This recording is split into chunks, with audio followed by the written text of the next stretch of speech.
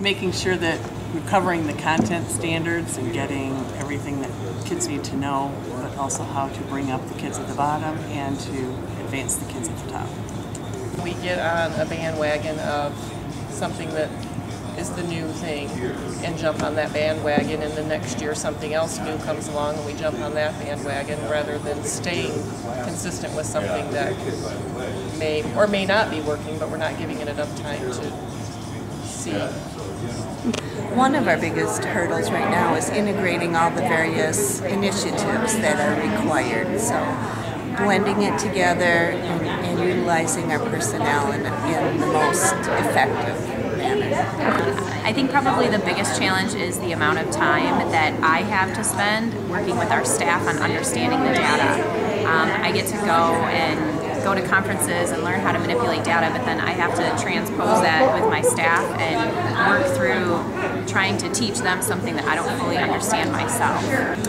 The biggest problem that I have is taking the vast amount of data and trying to teach teachers to read the data and use it in their classrooms and use it to make continuous improvements.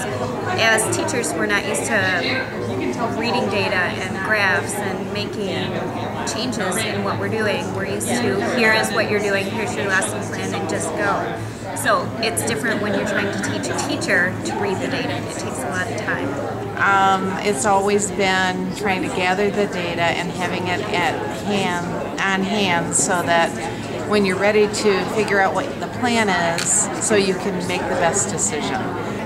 I think one of the biggest challenges is just changing the culture towards data collection and analysis, and then knowing what next steps are in the process. It's not just about the data and analysis, but it's about what you do with the data, and having resources and tools to be able to assist with that process is a challenge.